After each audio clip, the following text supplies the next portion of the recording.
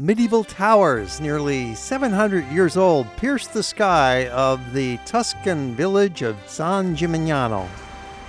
From the moment you walk inside through a gateway in the old wall, you feel magically transported into another time and place. Sometimes called medieval Manhattan because of its ancient skyscrapers. The highest tower reaches 170 feet, and you can climb to the top of several of these towers.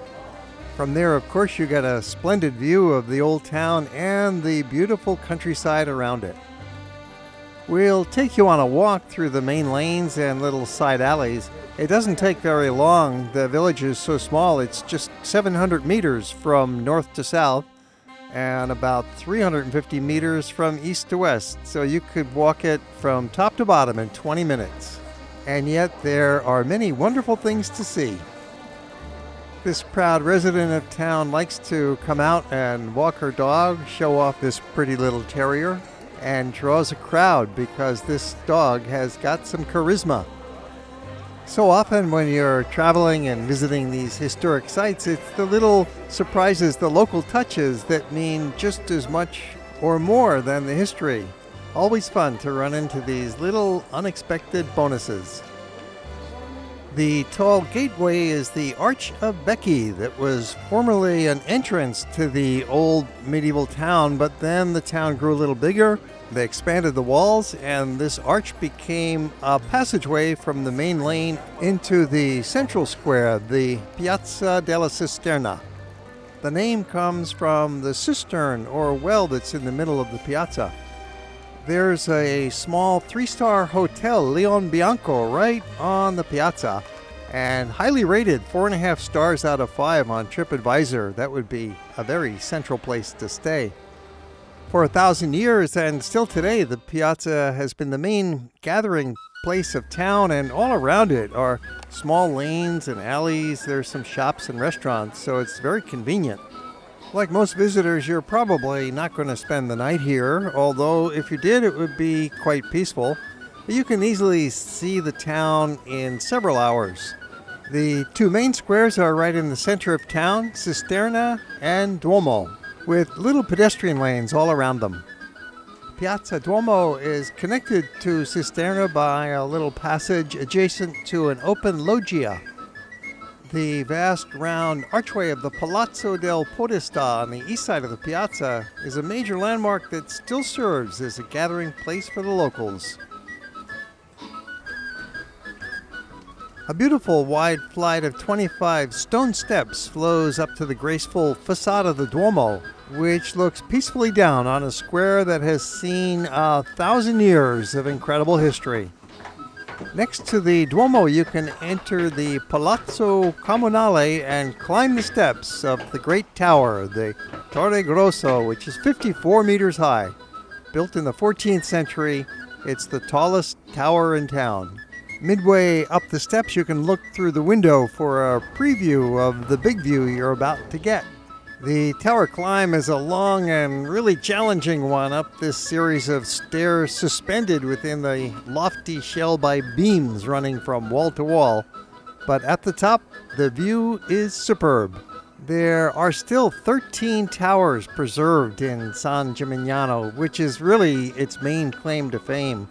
Originally, there was as many as 70 towers back in the Middle Ages. Below lies the little town, shrunk within its medieval walls to the single main street running north and south and a couple of lanes branching off from it to the east and west. And at this height, you look down on some of the flat tops of other towers. You can see that agriculture is another very important activity here, with the vineyards all around for many miles, specializing in the production of excellent wines, especially the Vernaccia. Up top, there's a massive bell which is rung on festive occasions. At least the climb down is much easier than the climb up, and you can stop again along the way and peer out the window. These towers were originally constructed for defensive purposes back in the Middle Ages, but then after a while they became status symbols, each family trying to build higher than the next. Later on, in the middle of the 14th century, the city was conquered by Florence, and they required most of the towers be pulled down in a way to control the local population. The art museum at the base has some important paintings, including this immense fresco by Lippo Memmi, who painted a similar, more famous fresco in Siena, in the Palazzo Pubblico there. The Madonna in Glory, painted by Pinturicchio in 1512, is one of the great treasures of the city, and an Annunciation by Filippino Lippi. The other important art treasure is a series of frescoes by Benozzo Gozzoli in the Church of San Agostino. The museum and tower are all part of the Palazzo Pubblico, which was the old city hall of San Gimignano, built at the end of the 13th century. The courtyard takes the form of a small loggia with some original frescoes still in place on the walls.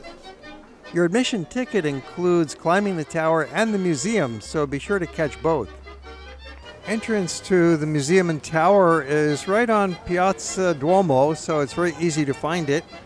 And the tourist information office is right in front.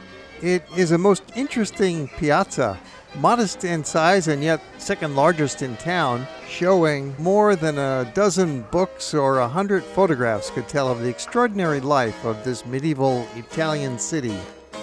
Behind Palazzo Pubblico, a path leads up to the Rocca di Monte Stofoli, which is the remains of a fortress the Florentines built after 1353 to maintain their hold upon the town. It was dismantled 200 years later by Cosimo de' Medici. The main street, Via San Giovanni, is a fairly wide pedestrian thoroughfare, well paved with large blocks of pietra serena that are left over from the days when San Gimignano was a town of 30,000 people, instead of the couple thousand who live within the ancient walls today. Total population of the village area now is about 7,000 people. The main lane extends on the north side of town as well, where it's called Via San Matteo, lined with more of those essential items for the tourist, the souvenir shops, the cafes and restaurants. This picturesque double arch is the Arco della Cancelleria. It's in the middle of town today, but in earlier times the town was much smaller, and this was actually a gate in the wall that went around the outside of the town. Of course, we always like to get into the little side alleys. That's where you get some more characteristic local life, and you can see some residents and maybe restaurants that are a little bit less expensive and more delicious. Situated at this remote height, out of the way of modern industry and life, it has never lost its medieval buildings, so that it is famous today for its accurate appearance of the late Middle Ages, especially characteristic of the conditions of life in the 14th and 15th centuries. There are few refuges in all Tuscany more secure from the rampant modernization of our time than San Gimignano, this strangely towered city. Within the walls, the well-preserved buildings include examples of Romanesque and Gothic architecture, with outstanding examples of secular buildings as well as churches. No other town or castle in Tuscany retains more of the Middle Ages and was less changed by the centuries that followed. If you want to know what a Tuscan hill town was like in the 14th century, you must go. But you will probably find you have plenty of company. It can get crowded. This video was shot mostly in November, which is a great time to go. Not many people around, and they are mostly local. San Gimignano did not know mass tourism until the end of the 1970s. Then in 1990, because of its high state of preservation, it was declared a UNESCO World Heritage Site, which brought many more visitors.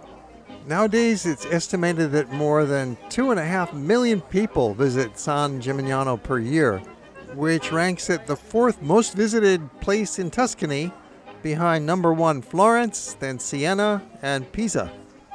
As always, it's better to come in the off-season from late October through early May, so that you can enjoy it without the mass of modern crowds.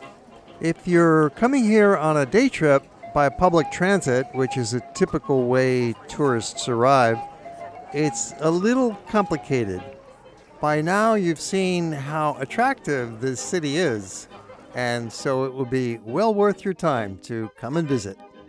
There is no train station here, so you have to arrive by public bus. And if you're coming from Florence, there's no direct bus. And if you're coming from Siena, there's no direct bus. So you take the bus from Florence to Poggibonsi, a nearby city, and there you change to another bus, the local bus that'll bring you into San Gimignano. If you're staying in Florence, you could actually visit both San Gimignano and Siena in one day. It would be a long day, but it's possible by taking the bus, transferring at Poggibonsi, visit San Gimignano for a couple of hours, then get on the bus, back to Poggibonsi, down to Siena, stay there for the afternoon. You would find that Siena is one of the great cities of the world to explore. In this program, we've shown you how interesting San Gimignano is, and it's definitely worthwhile. But Siena is about 10 times more interesting. It's bigger, and it is definitely an important place for you to visit. Maybe have dinner outdoors on the Campo at twilight, and then you can take a bus from Siena directly back to Florence. An easier alternative is buy a day trip in Florence from a tour company, and they'll bring you there, show you around, and take you back. However, you would not have as much time in Siena for dinner in the evening as if you went on your own by public bus. You can do it. We do take you to Siena in some of our other programs. We have got several hundred movies about Italy on our YouTube channel and our website. Take a look.